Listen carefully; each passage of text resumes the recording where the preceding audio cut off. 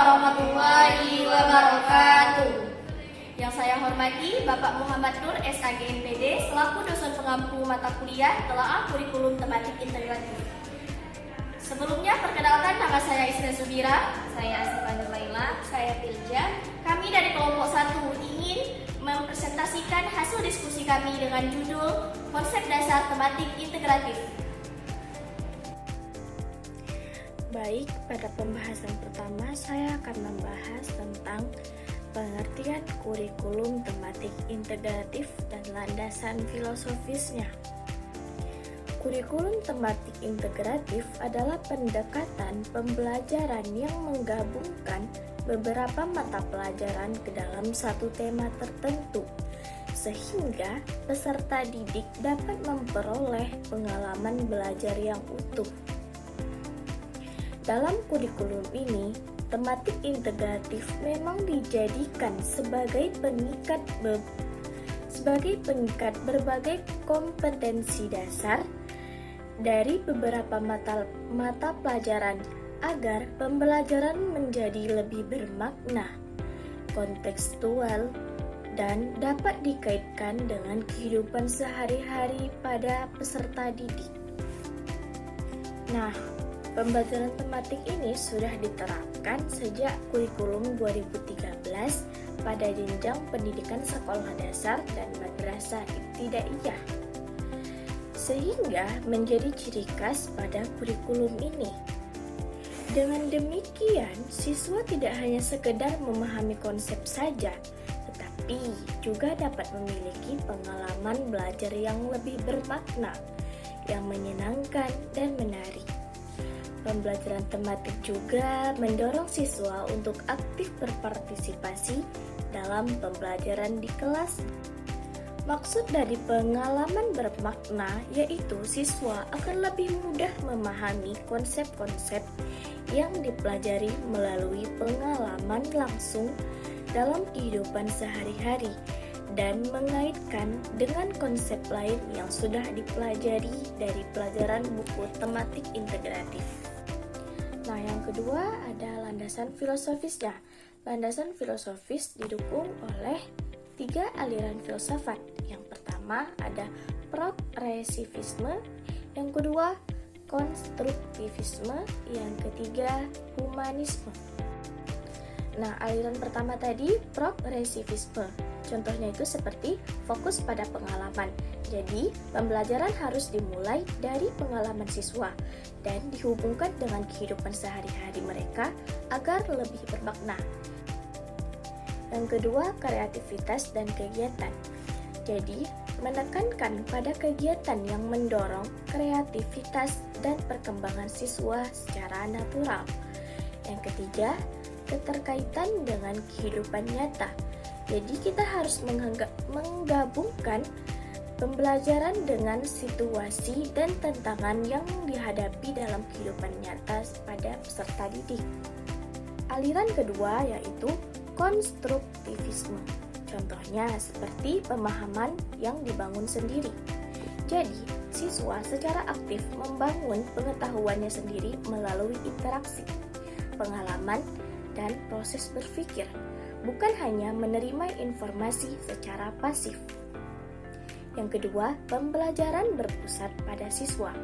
Jadi, peserta didik menjadi pusat pembelajaran yang aktif dalam mencari dan menciptakan pemahaman. Aliran ketiga yaitu humanisme. Contohnya seperti pendidikan yang relevan. Pendidikan harus relevan dengan kehidupan dan minat peserta didik. Yang kedua, perkembangan potensi. Jadi, menekankan pengembangan diri siswa secara utuh, menghargai keunikan dari setiap individu, dan berpusat pada potensi yang dimiliki dari setiap peserta didik. Jadi kita tidak boleh membandingkan antara keunikan peserta didik satu dengan yang lainnya. Kita harus menghargai setiap bakat yang dipunyai oleh setiap peserta didik. Jadi pada kesempatan kali ini saya akan membahas tentang prinsip-prinsip pengembangan dan implementasi kurikulum tematik. Yang pertama yaitu tentang prinsip-prinsip pengembangan kurikulum tematik.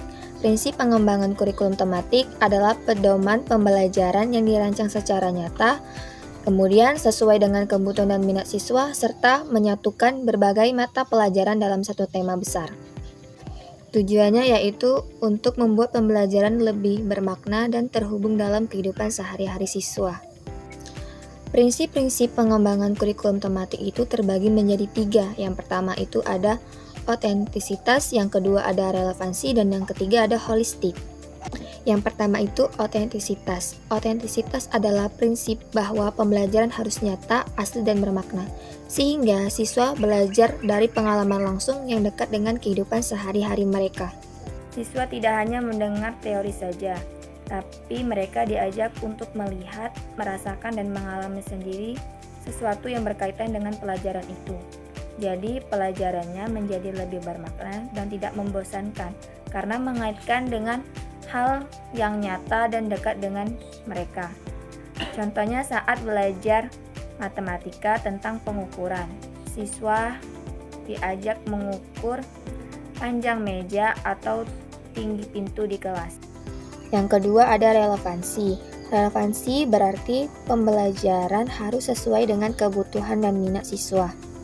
Jadi, relevansi itu adalah materi pelajaran yang diajarkan itu harus relevan, artinya cocok dan sesuai dengan kebutuhan dan minat siswa.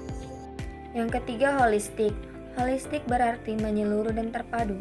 Dalam kurikulum tematik, pembelajaran tidak dipandang terpisah antar mata pelajaran, melainkan saling terkait dalam satu kesatuan tema. Pembelajaran holistik artinya siswa tidak belajar satu pelajaran saja secara terpisah, tapi belajar berbagai hal yang saling berhubungan dalam satu tema yang sama. Jadi, materi pelajaran seperti bahasa Indonesia, matematika, IPA, dan IPS diajarkan dalam konteks yang sama, sehingga siswa bisa melihat hubungan antar mata pelajaran. Contohnya, jika tema hari ini adalah lingkungan sekolah, siswa belajar bahasa Indonesia dengan menulis cerita tentang lingkungan sekolah, belajar IPA dengan mengenal tanaman yang ada di sekitar sekolah, belajar matematika dengan mengukur luas taman sekolah, dan belajar IPS dengan mengenal peraturan yang menjaga kebersihan sekolah. Yang kedua, implementasi kurikulum tematik. Implementasi kurikulum tematik adalah pendekatan pembelajaran yang mengintegrasikan berbagai mata pelajaran ke dalam satu tema tertentu untuk menciptakan pengalaman belajar yang lebih holistik dan bermakna bagi siswa, terutama di sekolah dasar.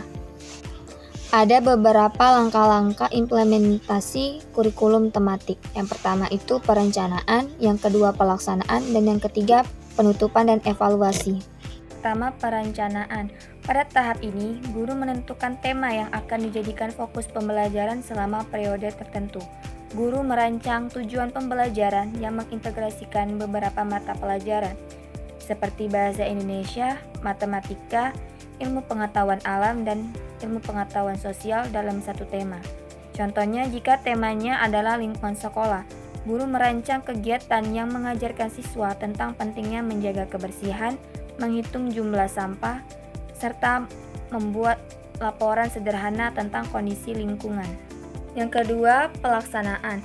Tahap pelaksanaan adalah proses kegiatan belajar mengajar berdasarkan rencana yang telah disusun. Guru mengaplikasikan metode pembelajaran tematik dengan melibatkan aktivitas yang berhubungan berbagai materi. Misalnya, siswa diajak melakukan pengamatan di lingkungan sekolah, mencatat jenis sampah yang ditemui, dan mendiskusikan cara menjaga kebersihan di kelas. Selain itu, siswa juga dapat mengerjakan soal matematika yang berkaitan dengan perhitungan sampah dan membuat cerita pendek tentang pengalaman mereka menjaga lingkungan. Penutupan dan evaluasi. Pada tahap ini, guru menilai pemahaman dan keterampilan siswa setelah melaksanakan pembelajaran tematik. Evaluasi dilakukan melalui berbagai bentuk seperti tes tertulis, penilaian hasil karya, diskusi, atau refleksi siswa. Misalnya, guru mengajak siswa untuk mempresentasikan hasil observasi lingkungan. kemudian memberikan umpan balik dan mengajak siswa berdiskusi tentang proses pembelajaran agar siswa dapat merefleksikan apa yang telah dipelajari dan bagaimana menerapkannya dalam kehidupan sehari-hari. Dengan langkah-langkah tersebut, kurikulum tematik membantu siswa mengaitkan pembelajaran dengan pengalaman nyata, sehingga pengetahuan yang diperoleh menjadi lebih bermakna dan dapat diterapkan dalam kehidupan sehari-hari.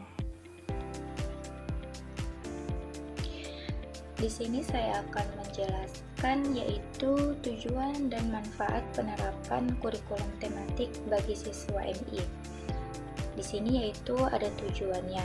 Yang pertama, mengembangkan kompetensi berbahasa lebih baik dengan mengaitkan berbagai mata pelajaran lain dengan pengalaman pribadi peserta didik. Anak bisa lebih lancar membaca, menulis, dan memahami bahasa karena pelajaran bahasa digabungkan dengan pelajaran yang lain serta pengalaman mereka sendiri. Yang kedua yaitu memiliki pemahaman terhadap materi pelajaran lebih mendalam dan berkesan. Anak jadi lebih mudah mengerti pelajaran karena dikaitkan dengan hal nyata yang dekat dengan kehidupan mereka sendiri. Nah, yang ketiga yaitu lebih bergairah belajar karena mereka dapat berkomunikasi dalam situasi nyata. Anak lebih senang belajar karena bisa langsung mempraktikkan dalam kegiatan, yaitu contohnya seperti kayak bercerita, bertanya, dan menulis sambil belajar pelajaran yang lainnya. Dan yang keempat yaitu mereka lebih merasakan manfaat dan makna belajar karena materi yang disajikan dalam konteks tema yang jelas. Anak merasa pelajaran itu ada manfaatnya dalam kehidupan sehari-hari karena disajikan dengan tema yang jelas dan nyata. Di sini ada manfaatnya, yaitu yang pertama ada memudahkan siswa untuk memusatkan perhatian karena beberapa mata pelajaran dikemas dalam satu tema yang sama. Siswa jadi lebih berkonsentrasi karena beberapa pelajaran digabung dalam satu tema yang sama. Jadi tidak bingung pindah-pindah materi lagi. Nah, yang kedua yaitu ada memungkinkan siswa untuk mengeksplorasi pengetahuan melalui proses dalam kegiatan pembelajaran.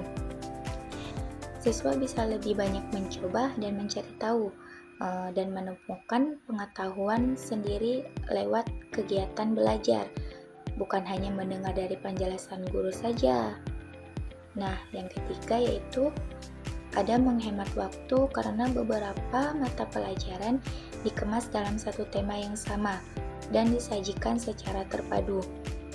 Karena beberapa pelajaran digabung dengan tema yang sama, guru tidak perlu mengulang penjelasan lagi, dan siswa juga harus belajar dan lebih banyak yang dipahami lagi. Nah, yang keempat yaitu ada meningkatkan keaktifan siswa dalam belajar, sehingga mereka memiliki pemahaman terhadap materi pelajaran secara lebih mendalam dan berkesan. Dengan cara belajar seperti ini, anak-anak lebih semangat dan ikut serta kegiatan, sehingga mereka lebih mengerti pelajaran dan mudah dipahami. Sekian dari saya.